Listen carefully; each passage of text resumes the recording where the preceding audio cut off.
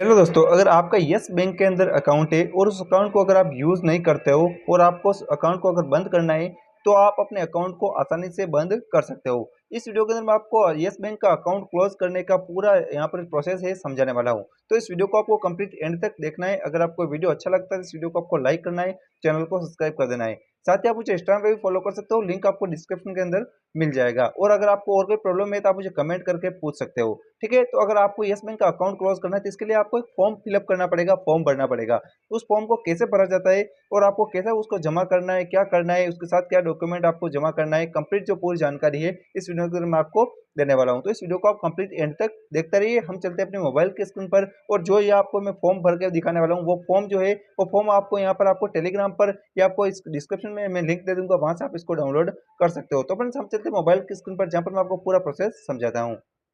तो फ्रेंड्स मैंने इस फॉर्म को ओपन कर लिया है। इस फॉर्म को आपको सबसे पहले इसका आपको यहाँ पर प्रिंट निकलवा लेना है। आप इसका प्रिंट निकलवाने के बाद में आप इसको फॉर्म को कैसे भरना है मैं आपको बता देता हूँ। तो सबसे पहले आपको इसका प्रिंट निकलवाना है। प्रिंट निकलवाने के बाद में आपको सबसे पहले जो यहाँ पर डालना है, यहाँ पर आपको अपनी डेट, मंथ और ईयर यहाँ पर आपको डालना है कि आप किस डेट को आप ये फॉर्म भर रहे हो। ठीक है, यहाँ पर डेट डालनी है, इसके बाद में में मंथ डालना है और वाई जो लिखा हुआ है 4 बार, इनमें आपको पूरा ईयर डालना है। जैसे कि 2024 चल रहा है तो 2024 यहाँ पर इस तरह से आपको यहाँ पर लिख देना है। कस्टमर आईडी जो आपकी है वो कस्टमर आईडी आपको यहाँ पर डालनी पड़ेगी। कस्टमर आईडी जो आपकी है वो यहाँ पर आपको अपने बैंक की पासबुक के अंदर मिल जाएगी, या आप ऑनलाइन इसका यूज करते हो, आप यहाँ पर इसका जो एप्लीकेशन यूज करते हो, नेट बैंकिंग यूज करते हो, तो उसमें आपको कस्टमर आईडी देखने को मिल जाएगी। वो कस्टमर आईडी आपको यहाँ पर डाल देनी है। आपका अकाउंट सेविंग है तो आपको यहाँ पर सेविंग यहाँ पर लिख देना है। ठीक है, इसके बाद में आपको क्या करना है, नीचे आपको अपना अकाउंट नंबर डालने का ऑप्शन आ रहा है, तो यहाँ पर आपको जो अकाउंट नंबर पूरा इसमें आपको डाल देना है। ठीक है, इस पूरे वाले में आपको यहाँ पर अपना पूरा अकाउंट नंबर डाल देना है।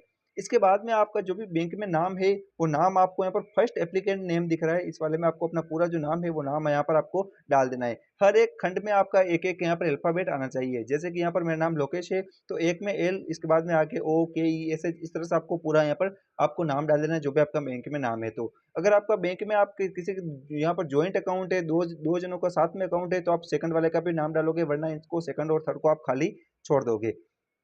इसके बाद में आपको नीचे की तरफ आना है।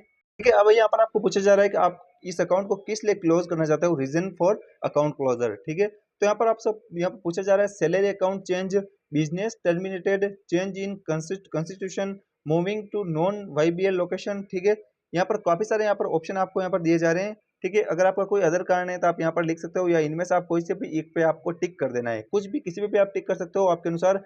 सबसे बढ़िया जो आपके लिए ऑप्शन रहेगा, ठीक है, वो यहाँ पर मैं आपको बताता हूँ। इसको यहाँ पर moving to non YBL location, यहाँ पर जो ऑप्शन दिख रहा है चौथे नंबर पे ये वाला, इस पे आपको क्लिक कर देना है। ठीक है, या इस पे आपको टिक कर देना है।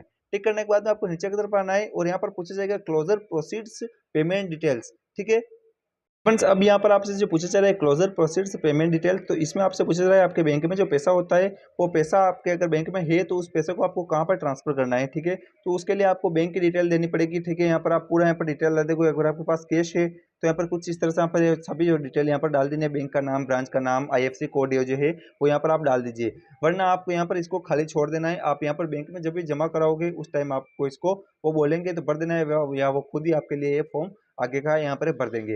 नीचे आपको यहाँ पर काफी सारे ऑप्शन दिख रहे हैं। ये जो ऑप्शन है ये अगर आप यहाँ पर इसका पीआईएस एसआईपी यहाँ पर शिफ्ट जो होता है उसको आप यूज करते हो तो ही आपके लिए काम आएगा। यानी कि आप यहाँ पर इसके जो यस बैंक का जो यहाँ पर शेयर मार्केट में अगर आपने पैसे लगा रखे हैं तो इसके लिए ये वाला पूरा जो यहाँ पर दिया हुआ है, तो इसको आपको यहाँ पर अभी खाली छोड़ देना है, इसमें कुछ भी नहीं करना है। ठीक है, इसके बाद आप नीचे की तरफ आओगे तो यहाँ पर आपको सबसे पहले यहाँ पर तो फ्रेंड्स यहाँ पर जो पूछा जा रहा है आधार डी सीडिंग का, तो यहाँ पर आपको इस पर टिक करना है। अगर आपका यस बैंक के साथ में अगर आपका आधार सीडिंग है, यानी कि आपके जो भी गवर्नमेंट की तरफ से पैसे आते हैं या आप, ठीक है, तो वो इसी अकाउंट के अंदर अगर आपके आते हैं तो आपको इस वाले पे टिक कर देना है। ठीक है, इसके बाद में आपको यहाँ पर कस्टमर सिग्नेचर दिखेगा, तो यहाँ पर अगर आपका सिंगल आपका खुद का ही खाता है, ठीक है, आपका यहाँ पर एक जने का आपका खाता है, तो यहाँ पर सिग्नेचर फर्स्ट एप्लीकेंट का यहाँ पर साइन कर देने हैं। आपके जो भी साइन आप बैंक में करते हो वो साइन आपको यहाँ पर कर देने हैं। अगर आपका दो जनों का यहाँ पर ज्वाइंट अकाउंट है तो यहाँ पर एक सेकंड का भी कर देना है। तीन जनों का है, तीन यहाँ पर तीनों का आपको यहाँ पर साइन कर देना है। साइन करने के बाद में यहाँ पर नीचे की तरफ आपको जो पूरा आपका नाम भी लिखना है, जो भी आपके बैंक में नाम है वो नाम आपको यहाँ पर पूरा लिख देना है। ठीक है, इसके बाद में आप नीचे की तरफ आओगे तो यहाँ पर बैंक यूज ओनली दिख जाएगा, तो यहाँ पर ये जो है पूरा वो बैंक ही यूज करेगा, इसमें आपको कुछ भी आगे नहीं करना है। ठीक है, तो आगे जो पूरी प्रोसेस है ये पूरी बैंक के लिए ही रहेगी, इसमें भी आपको कुछ नहीं करना है। इनको किसी भी बॉक्स में आपको किसी में भी आपको कुछ भी टिक नहीं करना है। अब आपको नीचे बैंक ऑफिशियल डिटेल दिख रही है तो इसमें भी आपको कुछ नहीं करना है। ठीक है, ये भी आपको पूरा खाली छोड़ देना है, ठीक है? तो यहाँ पर जो भी अभी मैंने बताया वही आपको बस भर देना है और आपको अपने बैंक में चले जाना है। बैंक में जाने से पहले आपको अपने बैंक का जो अगर आपके पास डायरी है, पासबुक होती है वो है और अगर आपके पास आधार कार्ड, पैन कार्ड है तो ये तीनों आपको साथ में लेकर जाने हैं। उनकी दो आप आपके आधार कार्ड की फ़ोटोकॉपी इसके साथ अगर आपको लगा देनी है या साथ में ले जानी है तो वहाँ पर वो माँगे तो आपको दे देनी है। तो इस तरह से आप इस आसानी से इस फ़ॉर्म को आप घर बैठे अपने यहाँ पर इसको प्रिंट निकलवा के भर लीजिए, उसके बाद में आप डायरेक्ट बैंक में जाकर दे दीजिए, जो आपका जो अकाउंट है वो क्लोज़ हो जाएगा। काफ़ी आसानी से अकाउंट आपका क्लोज़ हो जाएगा। ठीक है? उम्मीद करता हूँ वीडियो पसंद आया होगा। वीडियो पसंद आया वीडियो को लाइक कर दीजिए, चैनल को सब्सक्राइब कीजिए, साथ ही आप मुझे इंस्टाग्राम पे फॉलो कर सकते हो, लिंक आपको डिस्क्रिप्शन के अंदर मिल जाएगा।